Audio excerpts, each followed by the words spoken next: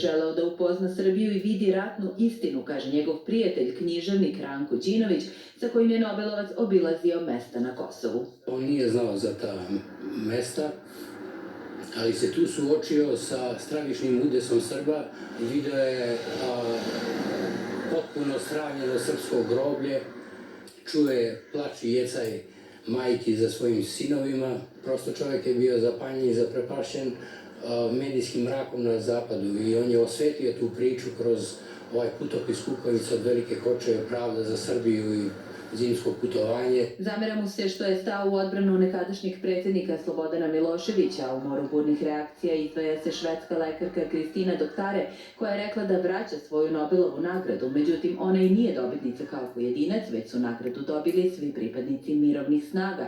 Nobelova nagrada Hankeu je kruna karijere, tokom koje je napisao više od 70 knjiga i 20 pozorišnih dela. Aleksandra Stojiljković, Televizija Pink.